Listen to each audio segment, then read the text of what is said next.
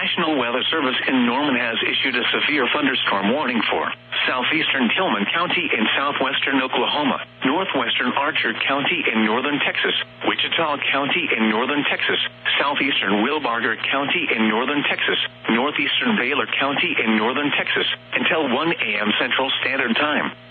At 12:07 a.m. Central Standard Time, severe thunderstorms were located along a line extending from 5 miles southwest of Graybeck to 4 miles northeast of Lake Hampton near Maybell, moving northeast at 50 miles an hour.